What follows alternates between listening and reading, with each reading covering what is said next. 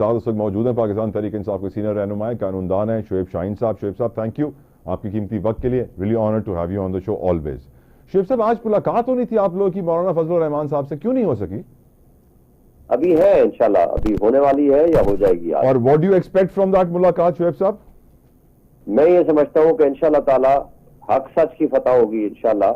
हम ये समझते हैं कि आज तक अगर उनके किसी भी इलीगल काम को रोकने में मौलाना साहब का किरदार रहा है तो आगे भी इंशाल्लाह हम ये समझते हैं कि कल भी वो लोग नाकाम व नामुराद ठहरे थे, इंशाल्लाह आज भी नाकाम व नामुराद ठहरेंगे। ये अपनी इस तरह की इलीगल कार्रवाई करने से बाज़ ममनू रहेंगे, ये नहीं कर पाएंगे इंशाल्लाह। नंबर गेम डंडे से पूरी होगी शुएब साहब? जी क्या कह रहे हैं? नंबर गेम डंडे से पूरी होगी, नोट से पूरी होगी, या कोई और तरीका आजमाया जाए? देखें, ना तो ये डंडे से पूरी कर पाएंगे ना नोटों से पूरी कर पाएंगे। ये पिछले एक महीने से जिस तरह लगे हुए हैं आपके सामने ही है ना, ये लगे हुए हैं। आज आपने देखा कि किस तरीके से रात जैन कुरैशी, जो शाहबाज कुरैशी के बेटे हैं, उनकी बीवी को अगवा कर लिया गया। उससे पहले आपने देखा सैफुल्लाह अब्लू को अगवा किया गया, डॉक्टर जरका के बेटे को अगवा किया, रियाज फतियाना के बेटे को अगवा किया, और इसके अलावा मिकदाद खान MNA हमारा है उसको अगवा किया, डॉक्टर जरका के बेटे को अगवा किया। अख्तर मिंगल के घर पे रेड भी इसीलिए हुई है सर? को देखा आपने? जी जी, अख्तर मिंगल के घर पे रेड भी इसीलिए हुई है कहा जा रहा है। जी जी, उसके घर पे रेड हुई। उसके अलावा उसकी जो है सेनेटर एक, उसके बेटे को अगवा किया और उसके अलावा उस पर प्रेशराइज किया। उसके अलावा एक दूसरा जो सेनेटर है उसको प्रेशराइज किया, उसके बेटे को अगवा किया। जिस तरह की ये हरकतें कर रहे हैं, कामरान मुर्तजा ने आज खुद तकरीर में कहा है कि JUIF के MNAs और सेनेटर्स को गालियां दी जा रही हैं, उनके साथ जिस तरह का सलूक किया जा रहा है, ये कौन सी आईनी तरमीम है? क्या ये माशाल्लाह में भी इस तरह हमने नहीं देखा जो कुछ आज हो रहा है? ये अंदाज, ये तरीका है वारदात। और फिर किसी को 50 करोड़ की ऑफर है हमारे MNAs को, किसी को 70 करोड़ की है, किसी को 1 अरब 5 करोड़ की है। यानी करना क्या चाह रहे हैं इस मुल्क के साथ? ये करना क्या चाह रहे हैं? ये इस तरह की दहशतगर्दी करके जैसे पंजाब में और सिंध में हो रही है, इस दहशतगर्दी को लीगल कवर देना चाहते हैं, अपने कैंगरू कोर्ट्स बिठाना चाहते हैं और सुप्रीम कोर्ट को ये खत्म करना चाहते हैं। तो इन तरीकों और इन हथकंडों से ना तो कभी आइन और कानून की पामाली तो ये मुसलसल कर रहे हैं, ना तो ये निजाम इंसाफ पे भी हमलावर हो रहे हैं।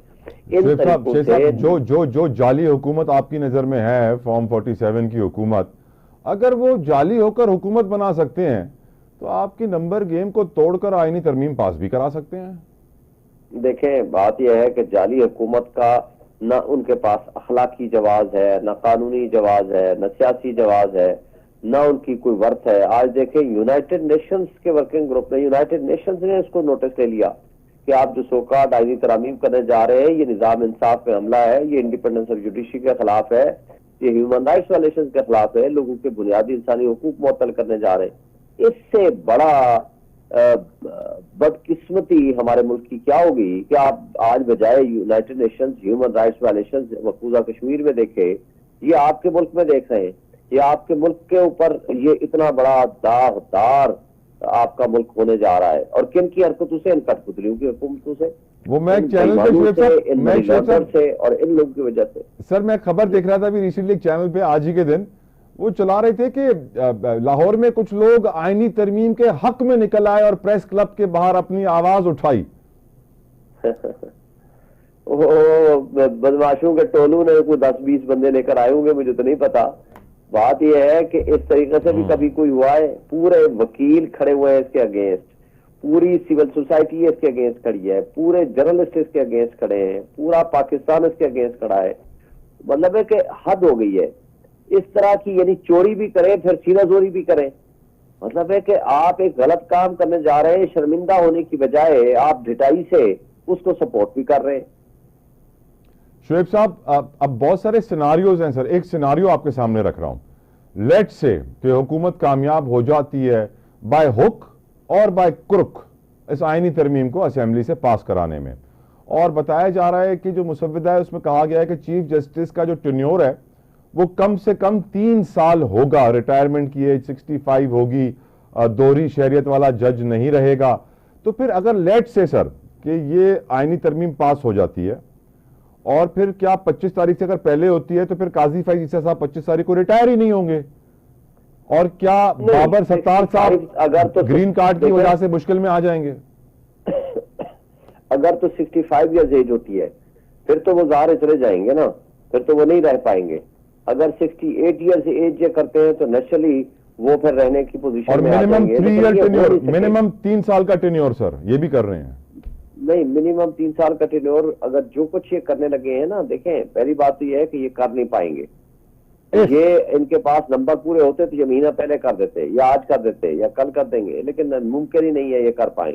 دوسری بات یہ ہے کہ اگر کچھ کریں گے بھی تو that will also be challengeable before the Supreme Court. اور دوسرا, ہم نے پارلیمان کے اندر بھی, پارلیمان کے باہر بھی, ہم نے سڑکوں پہ بھی اور ہر فورم پہ ہم نے اس کو چیلنج کرنا ہے.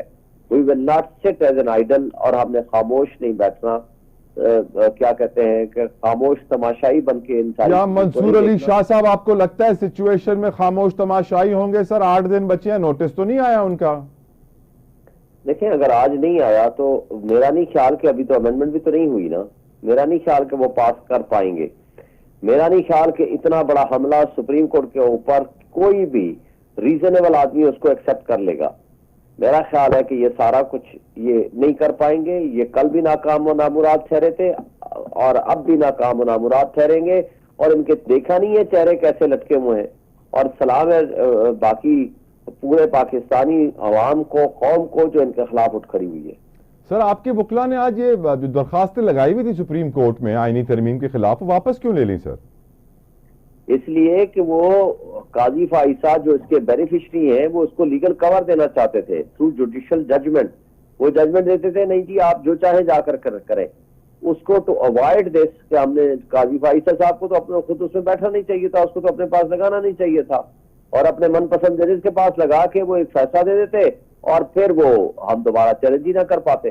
تو اس لیے قاضی فائزہ سے تو ہمیں انصاف کی کوئی توقع نہیں ہے, اس لیے ہم نے وہ پٹیشن واپس لے لی.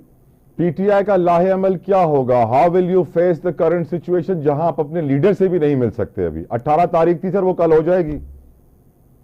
دیکھیں انشاءاللہ تعالیٰ لیڈر سے بھی ملاقات ہوگی, کورٹ کے آرڈرز موجود ہیں. انشاءاللہ تعالیٰ یہ آئینی عدالت بھی نہیں بنا پائیں گے. انشاءاللہ تعالیٰ منصور شاہ چیف جسٹس بھی بنے گا, نظام انصاف انڈیپینڈنٹ ہوگا, ججز انڈیپینڈنٹلی فیصلے کریں گے. جب انصاف اور قانون کی بالادستی ہوگی, آئین کی بالادستی ہوگی, تو انشاءاللہ ہمیں انصاف ملے گا. شعیب صاحب مجھے آپ سے ایک سوال پوچھنا ہے. سوسائٹی کا جو طلبہ نے احتجاج کیا تھا پنجاب میں, اور اسپیشلی جو یہ ریپ کیسز آ رہے ہیں, آج پروسیکیوٹر جنرل پنجاب نے chief justice Lahore high court کو خط لکھا ہے, لیکن میں مجبور ہوں, مجھے میرے پروڈیوسر صاحب